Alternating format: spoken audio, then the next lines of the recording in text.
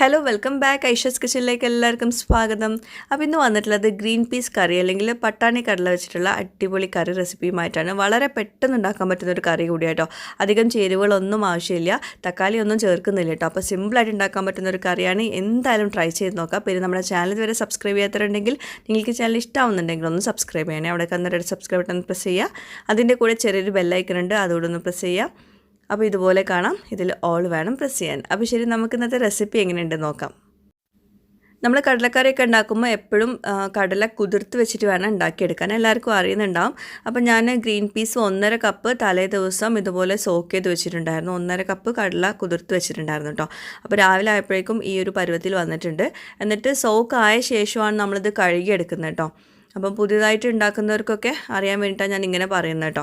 അപ്പോൾ ഇതാ കടല സോക്കാക്കി എടുത്തിട്ടുണ്ട്. ഇനി നന്നായിട്ട് കഴുകി എടുത്തിട്ട് വേണം നമുക്കിത് പ്രഷർ കുക്ക് ചെയ്തെടുക്കാൻ വേണ്ടിയിട്ട്.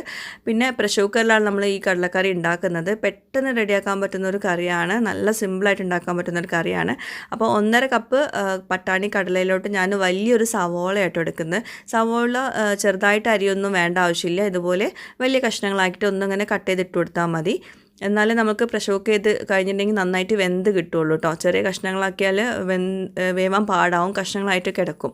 പിന്നെ ഇതിലോട്ട് കുറച്ചധികം വെളുത്തുള്ളി എടുക്കുന്നുണ്ട്, പിന്നെ ഇഞ്ചി ചേർക്കുന്നില്ല കേട്ടോ. പിന്നെ കാന്താരി മുളക് ഞാൻ 3 ഇട്ട് കൊടുക്കുന്നുണ്ട്, അതിന് പകരം സാദാ മുളക് ഇട്ട് കൊടുത്താലും മതി. ഇനി ഇതിലോട്ട് നമ്മൾ നന്നായിട്ട് കഴുകിയെടുത്തിട്ടുള്ള സോക്ക് ചെയ്ത് വെച്ചിട്ടുള്ള പട്ടാണി കടല ചേർത്ത് കൊടുക്കുക. പിന്നെ ഇതിലോട്ട് മസാലപ്പൊടികളായിട്ട് ചേർക്കുന്നത് മഞ്ഞൾപ്പൊടി മാത്രമാണ്, വേറെ ഒന്നും ചേർക്കുന്നില്ല. ഒരു 1/4 ടീസ്പൂൺ മഞ്ഞൾപ്പൊടി ചേർത്ത് കൊടുക്കുക. പിന്നെ അതിങ്ങനെ മുങ്ങിക്കിടക്കുന്ന വിധം വെള്ളം ഒഴിച്ചു കൊടുക്കണം. ഒരുപാട് വെള്ളമൊന്നും വേണ്ട, അത് മുങ്ങിക്കിടക്കുന്ന ആ കടല ഇങ്ങനെ കടലയുടെ ഒരേ ലെവലിൽ വേണം വെള്ളം ഒഴിക്കാൻ കേട്ടോ. അതാണ് അതിൻ്റെ പാകം, അങ്ങനെ നോക്കിയാൽ മതി. പിന്നെ ആവശ്യത്തിനുള്ള ഉപ്പ് ചേർത്ത് കൊടുക്കുക, നന്നായിട്ട് മിക്സ് ചെയ്യുക. ഇത്രയേ ഉള്ളൂ. ഇനി നമ്മളത് പ്രഷർ കുക്ക് ചെയ്തെടുക്കണം. ഒരു 3 വിസിൽ വരുന്ന വരെ ഒന്ന് പ്രഷർ കുക്ക് ചെയ്തെടുക്കാം, മീഡിയം ഫ്ലെയിമിൽ വെച്ചിട്ട്. സാധാരണ പട്ടാണി കടലക്കറിയൊക്കെ ഉണ്ടാക്കുമ്പോൾ പലരും ചേർക്കുന്നതാണ് ഗരം മസാലപ്പൊടി, മല്ലിപ്പൊടി, മുളക് പൊടിയൊക്കെ. അതിനൊന്നും ആവശ്യമില്ല, ഇങ്ങനെ മാത്രം ചെയ്തെടുക്കുക. രാവിലെ നമുക്ക് ഒരുപാട് മസാലയൊക്കെ ചേർക്കുമ്പോൾ വല്ലാത്തൊരു ബുദ്ധിമുട്ടാണ് കഴിക്കാൻ.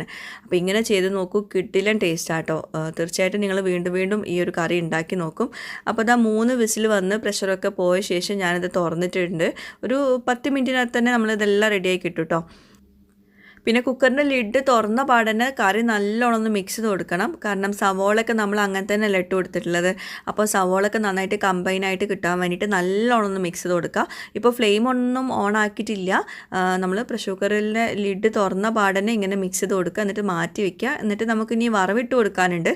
അവിടെ ഒന്ന് ശ്രദ്ധിക്കേണ്ട കാര്യം എന്താണെന്ന് വെച്ചാൽ, ഒരു വലിയൊരു പാന് ചൂടാക്കിയിട്ട് അതിലോട്ട് വെളിച്ചെണ്ണ ഒഴിച്ച് കൊടുക്കുക, കടുക് പൊട്ടിക്കുക, കറിവേപ്പില ഇട്ട് കൊടുക്കുക.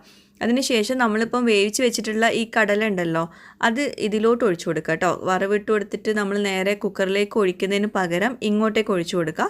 എന്നിട്ടൊരു 1 മിനിറ്റ് നന്നായിട്ടൊന്ന് മിക്സ് ചെയ്ത് കൊടുക്കുക. അപ്പോഴേക്കും നമ്മൾ കറി നല്ല സൂപ്പറായിട്ട് റെഡി ആയിട്ടുണ്ടാവും, വേറെ ഒന്നും ചേർക്കാനില്ല.